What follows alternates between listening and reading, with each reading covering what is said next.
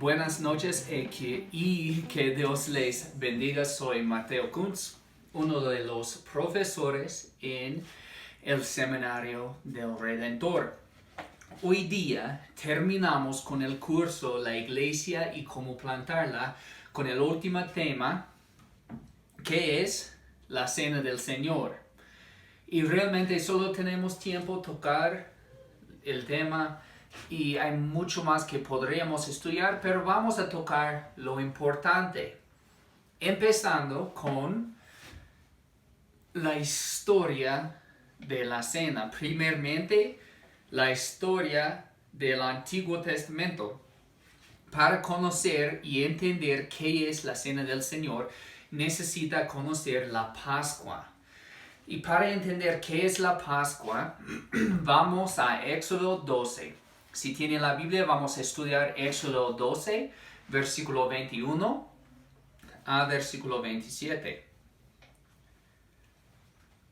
La palabra dice, en versículo 21, convocó entonces Moisés a todos los ancianos israelitas y les dijo, vayan enseguida a sus rebaños, escojan el cordero para sus respectivas familias y manténlo para celebrar la Pascua. Tomen luego un manojo de hisopa, mójenlo en la sangre recogida en la palangana, unten de sangre el dintel y los dos postes de la puerta, y no salga ninguno de ustedes de su casa hasta la mañana siguiente, cuando el Señor pase por el país para herir de muerte a los egipcios.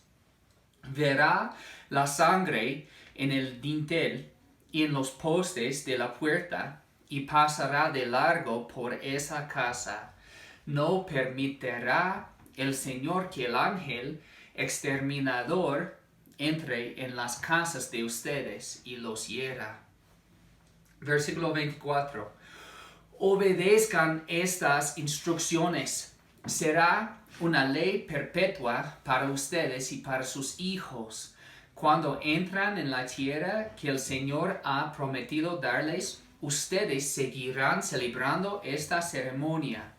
Y cuando sus hijos les preguntan, ¿qué significa para ustedes esta ceremonia?, les responderán, este sacrificio es la Pascua del Señor, que en Egipto pasó de largo por las casas israelitas.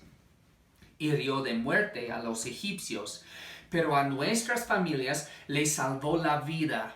Al oír esto, los israelitas se inclinarán y adorarán al Señor.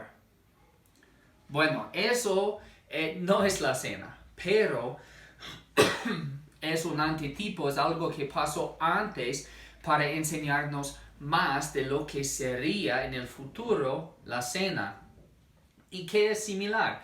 Vamos a repasarlo rápido para ver unas similaridades, pero si tiene el tiempo, podría estudiar Éxodo 12 y ver muchas similaridades entre la Pascua y la cena. Por ejemplo, versículo 21, mandó que la gente escogería el cordero, que es un nombre frecuentemente dado a Jesús, el Cordero de Dios, que quita el pecado del mundo. Pero necesitaban escoger el cordero porque el cordero necesitaba ser puro, sin defecto. Como Jesús nunca pecó, nunca hizo nada mal, el Cordero de Dios.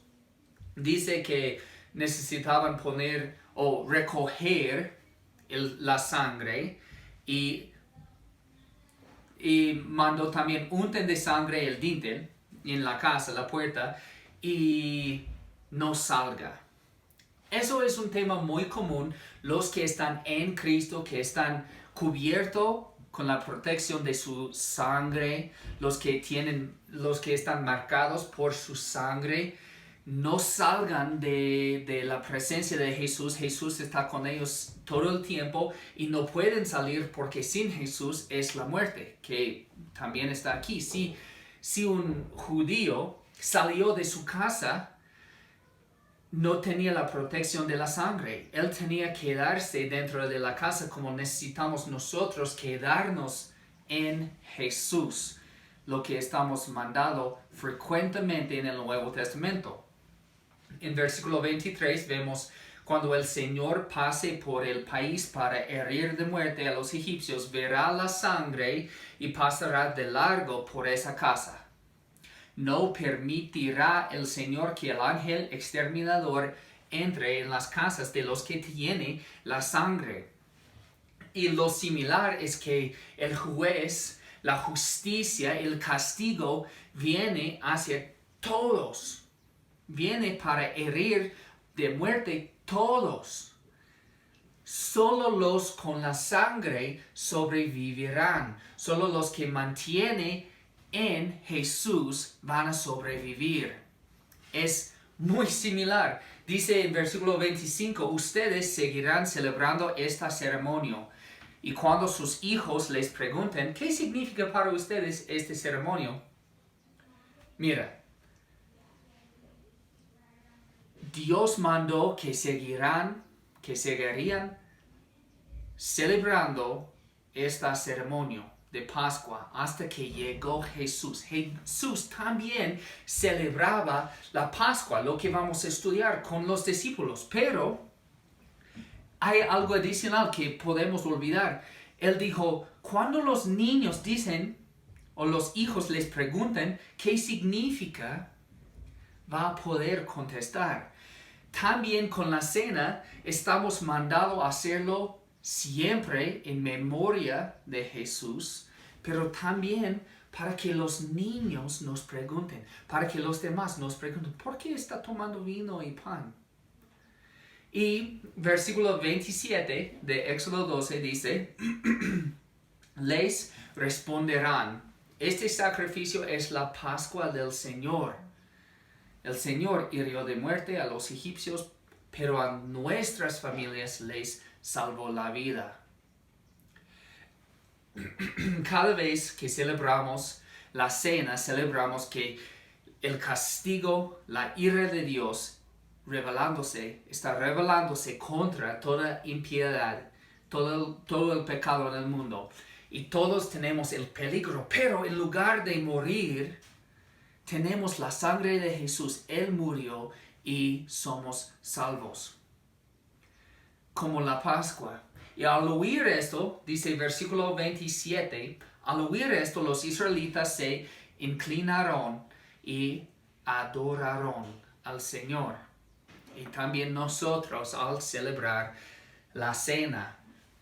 Y es muy importante reconocer el vínculo entre la Pascua y la cena y ver que la Pascua es una sombra de lo que iba a pasar en la cena.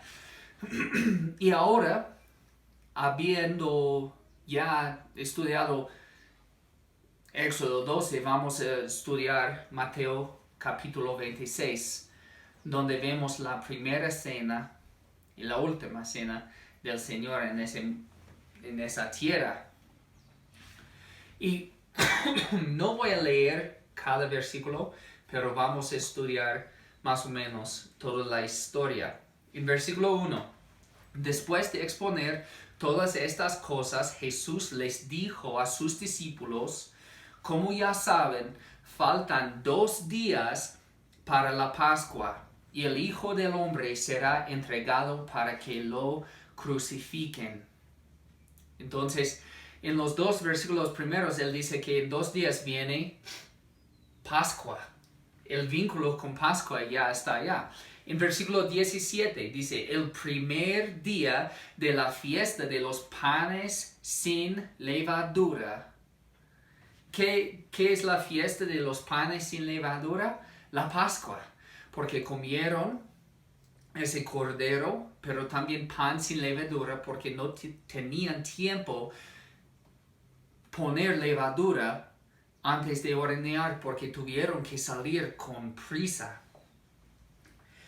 En el primer día de la fiesta de los panes sin levadura, 18, el maestro dice: mi tiempo está cerca, voy a celebrar la Pascua en tu casa con mis discípulos. Al anochecer, Jesús estaba sentado a la mesa con los 12. Mientras comían, les dijo, les aseguro que uno de ustedes me va a traicionar. Eso es versículo 21. Los versículos que vienen después nos cuenta un argumento entre los discípulos quién va a traicionar. Y al versículo 26, la palabra dice, mientras comían, ¿qué están comiendo? Están comiendo la comida de Pascua. Están comiendo un cordero sin mancha, elegido. Están comiendo el pan sin levadura. Están comiendo el recordatorio, la memoria de la salvación en Egipto, cuando hirió de muerte a los egipcios, pero a nuestras familias les salvó. Están comiendo la Pascua y Jesús tomó pan y lo bendijo. Luego lo partió y se lo dio a sus discípulos diciéndoles, tomen y coman, esto es mi cuerpo. Después tomó la copa, dio gracias y se la ofreció diciéndoles, beban de ella todos ustedes, esto es mi sangre del pacto, que es derramada por muchos para el perdón de pecados. Todo eso puede encontrar en Mateo capítulo 26. Pero vamos a estudiar los básicos de la cena. Ahora que entendemos un poco de la historia y algo de la teología, que él estaba mostrándoles que él sería el cordero como en la Pascua y él iba a estar roto, él iba a derramar la sangre para salvar la gente. ¿Cuáles elementos usaron los discípulos en la primera cena? Pan y vino. Eso es básico, es lo que usamos unos de nosotros. ¿Qué es pan? Pan es necesario, es la comida diaria. Puede ver pan diario en la Biblia frecuentemente porque es lo que nos sostiene, es lo que nos provee la energía que necesitamos para seguir. Pan es lo básico, las necesidades. Pero vino, tenemos también vino que no es agua. Es interesante que usan vino en lugar de agua porque vino tiene dos propósitos y los dos son muy importantes. Uno es medicina. El vino podría purificar agua que tenía bacteria o problemas dentro, pero también usaron vino para celebrar. En la Biblia es muy común mencionar vino y unido con, por ejemplo, en Proverbios está unido con sabiduría. Sabiduría tiene una fiesta y la fiesta tiene comida y vino para celebrar. Pero también Jesús en Juan capítulo 2 convirtió el agua en vino porque él quería apoyar la fiesta. Estar unido con el sacrificio de Jesús no solo es pan, no solo es lo necesario, no solo es una salvación que tenemos que tener, es algo más.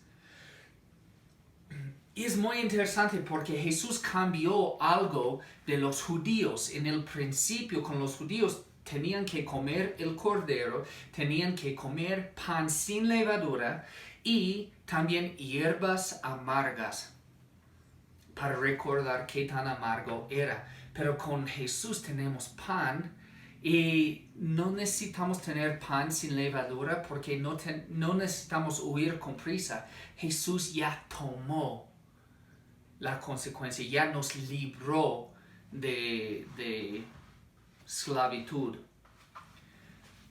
No necesitamos pan básico o pan sin levadura, pero tampoco necesitamos agua con hierbas amargas. Tenemos vino, que es el mismo lado, el mismo tiempo, el mismo rato, dulce y amargo, que realmente es un imagen de la vida cristiana aquí en ese mundo.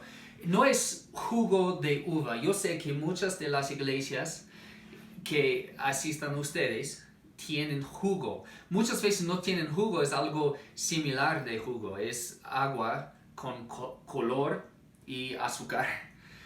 Y eso es diferente, solo es dulce. Y la vida con Jesús no solo es dulce y amargo, porque el mundo está cayendo más y más. Y eso es amargo, pero dulce porque ya sabemos que no somos parte de ese mundo. Estamos unidos con el Cordero de Dios.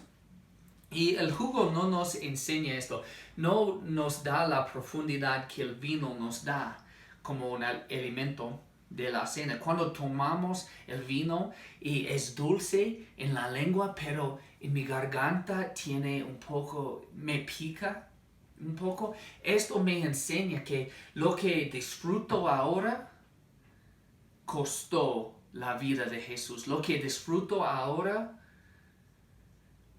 realmente mató Jesús. Yo tengo salvación porque Jesús murió. Y hay otra pregunta. ¿Era su sangre y cuerpo?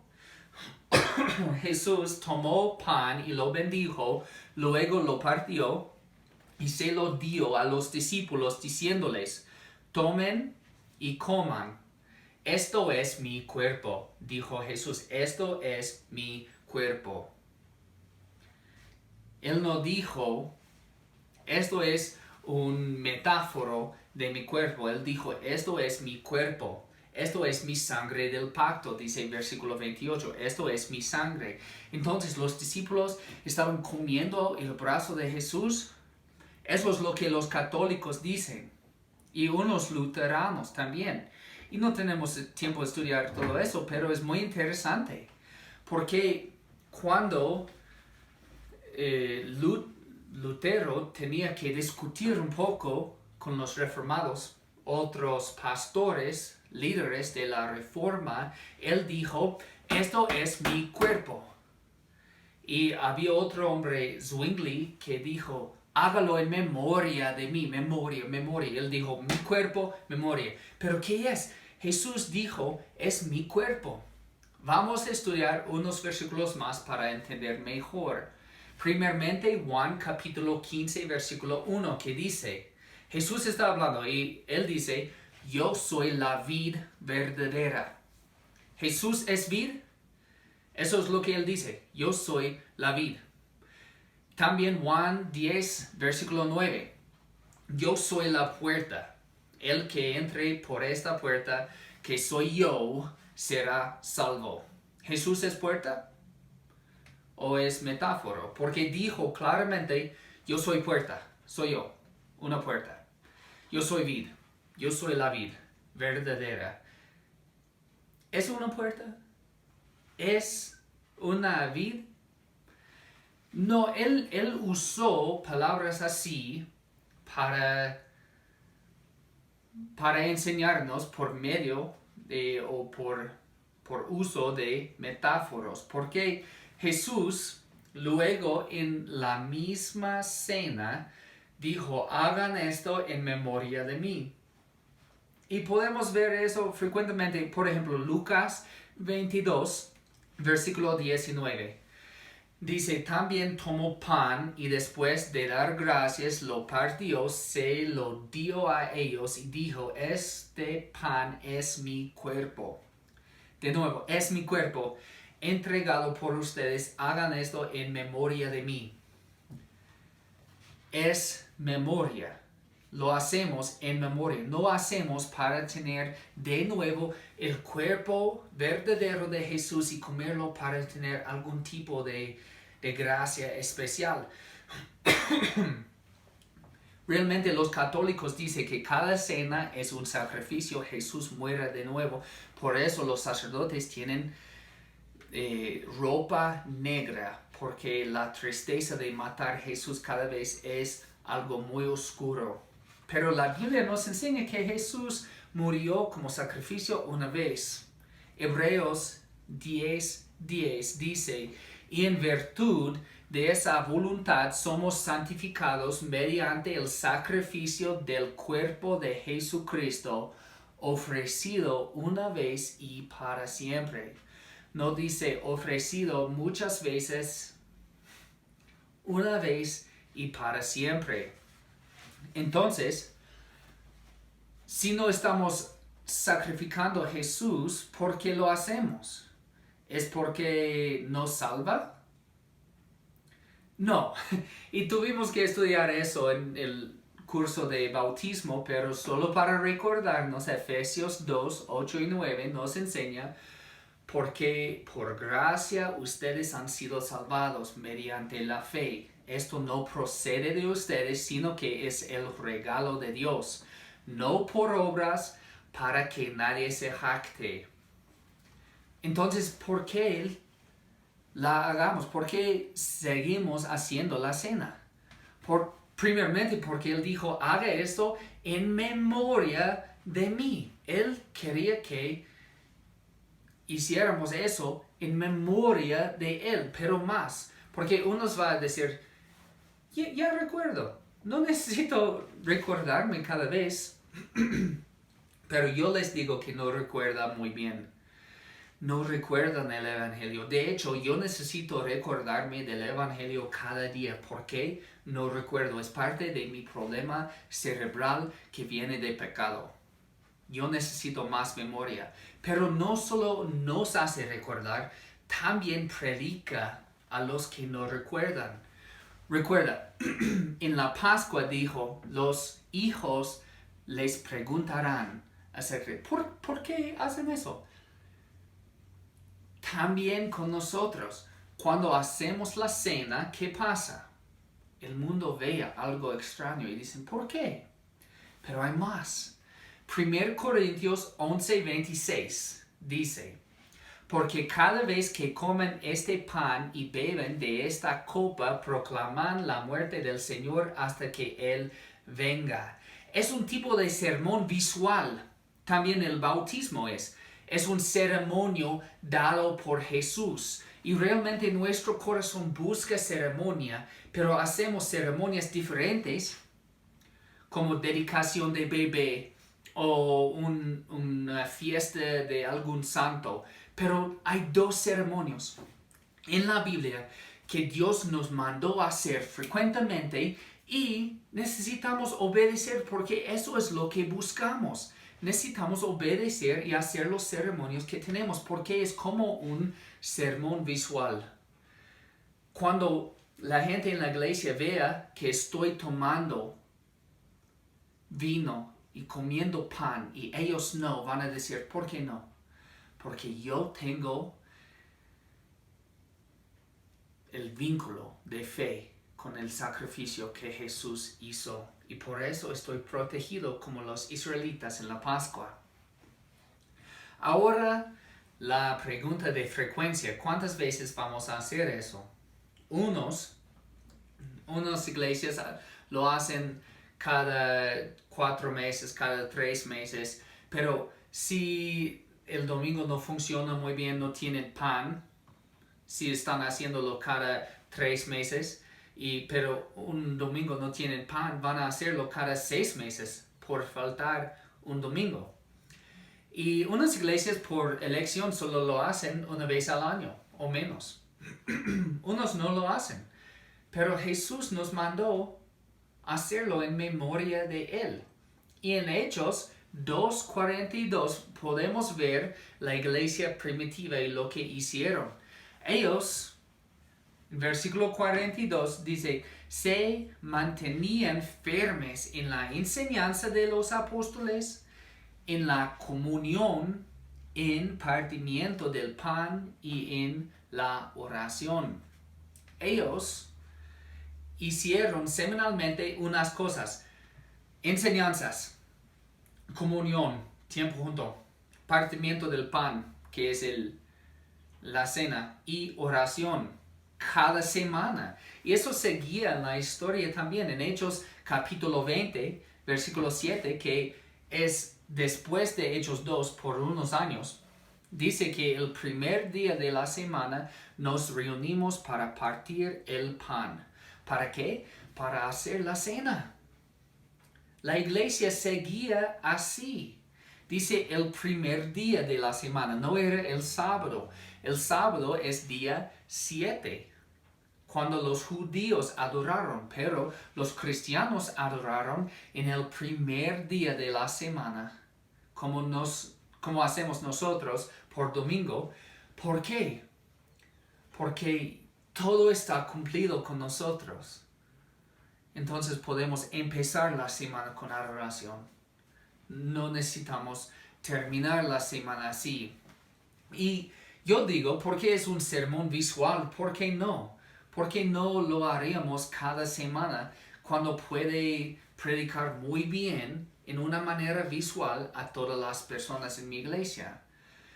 Y yo sé que ustedes harían bautismos semanalmente si tuvieron la oportunidad, ¿no? Si tenían gente cada semana que quería estar bautizados, diría no.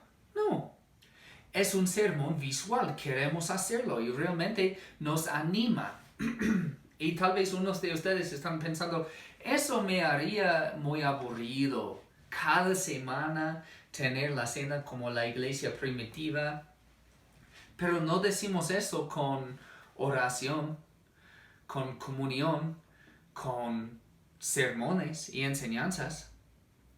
Eso, los tres son 3 de los 4 partes de las reuniones de la iglesia primitiva. La única diferencia es la cena. Enseñanzas, comunión, oración y la cena en la iglesia primitiva.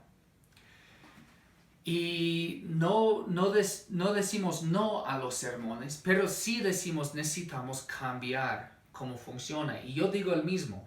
Realmente, cada semana en mi iglesia, cuando tenemos la cena, tenemos un sermoncito de 2 minutos o algo chiquito antes de la cena para hacernos recordar por qué lo hacemos.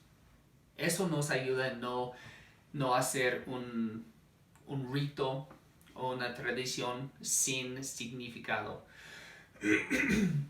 Y nunca decimos, eso me haría muy aburrido con dar dinero, ni con diezmos. Eso no era semanal en la iglesia primitiva.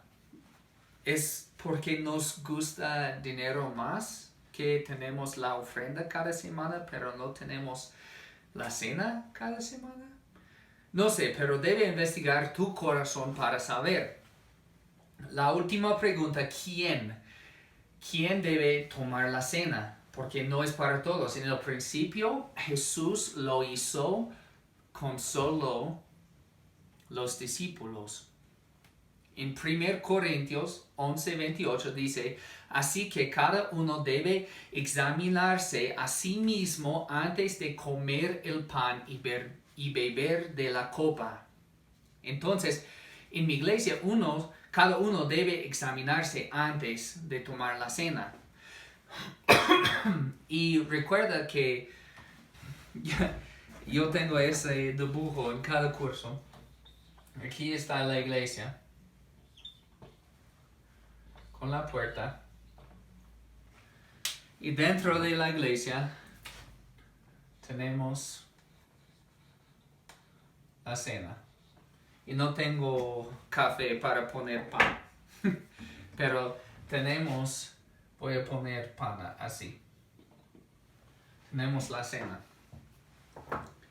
Alrededor tenemos agua. Para entrar necesita bautizarse antes de entrar. Si yo tengo que examinarse a mí mismo, ¿qué necesito saber? ¿Que soy perfecto? No. Eso no es posible. No hay humanos así, solo Jesús. ¿Que no pequé? No. Pero, ¿qué busco? Cuando yo tomo la cena, eso significa que estoy unido con Jesús, que yo había recibido la salvación y misericordia de Jesús. Entonces, solo los que tienen salvación y misericordia deben tomar la cena solo los creyentes. Pero ¿qué pasa si un creyente está aquí fuera? Él crea, pero no quiere bautizarse. Él no quiere bautizarse para entrar. Yo diría que él no parece creyente. ¿Por qué? Porque creyentes quieren obedecer al Señor. Y eso pasa con cualquier pecado. Si está pecando y no se arrepienta, no debe tomar la cena porque no debe pensarse cristiano. Si sigas pecando sin luchar contra el pecado, no debes tomar. Examinarse es decir, ¿realmente estoy en la fe? ¿Realmente estoy con Jesús? ¿Estamos unidos? ¿Sí o no?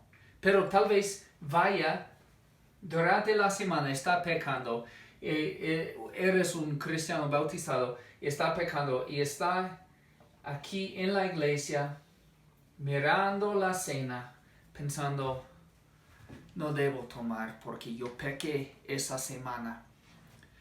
¿Dónde vamos cuando pecamos? ¿Dónde? Vamos a Jesús, nuestro Cordero de Dios, el sacrificio que nos dio misericordia. Si está arrepentido, debes tomar la cena y debes celebrar el hecho de que Jesús tomó el castigo que mereces tú. Entonces, ¿cómo podemos elegir los que pueden tomar y los que no? Yo sé que en el principio Jesús invitó a los discípulos y nada más, pero uno de los discípulos era mal y el Jesús sabía eso. Judas, pero él tomó. Y en la iglesia primitiva solo los creyentes, solo la gente bautizada tomó la cena con la gente, solo ellos, no los demás, no era para cualquier persona. Entonces yo siempre digo, un cristiano que está bautizado, pero unos dicen, solo los miembros de mi iglesia pueden tomar la cena porque yo puedo saber que son cristianos. No es perfecto, pero voy a saber. Otros dicen solo los que dicen que son cristianos. No importa si son miembros de mi iglesia o si son miembros de la otra iglesia. Así, si son cristianos, pueden tomar la cena en mi iglesia. Y de hecho hay discusiones acerca de eso. Y no voy a contestar qué debemos hacer. Yo sé que en mi iglesia hay 2 pastores ahora, en la iglesia Manantial de Vida en Cuenca. Y los pastores no están de acuerdo con esto. ¿Quién puede tomar la cena? ¿Quién invitamos a tomar? Y unos van a decir, todos los cristianos son nuestros hermanos, entonces deben tomar. Y si decimos no, no tienen la oportunidad de tomar la cena. Y yo digo, si no están en su iglesia, están en nuestra iglesia, no van a tomar la cena, deben estar en tu iglesia tomando la cena, tienen la oportunidad, pero tal vez están viajando, oh sí eso. Y queremos decir que son hermanos con nosotros, oh sí eso. Es importante, pero ¿por qué unos quieren decir no a los cristianos? Porque hay peligro. Si no te conozco, yo no sé si eres cristiano y hay un peligro muy fuerte. 1 Corintios 11, 27 y 30 dice, por lo tanto, cualquiera que coma el pan o beba de la copa del Señor de manera indigna será culpable de pecar contra el cuerpo y la sangre del Señor. Por eso hay entre ustedes muchos débiles y enfermos, incluso varios han muerto. Entonces, ese amigo que viene de esa iglesia, está en mi iglesia, y él dice, yo quiero tomar la cena, y yo digo, no te conozco, no sé si eres cristiano. Oh sí, soy cristiano, pero no es. Y al comer, él se muere. Eso es el peligro que unos quieren evitar. Y no sé si es más sabio o menos. Ustedes necesitan decirme. Realmente la pregunta por la semana es así. ¿Cómo practicarías la cena en una iglesia nueva que has hecho tal vez, que has plantado? Dígame la frecuencia, los participantes, los elementos y todo. ¿Y por qué lo haría así? Y eso es la última pregunta antes del examen final. Y gracias por escuchar, gracias por seguir con el curso todo el semestre y que Dios les bendiga.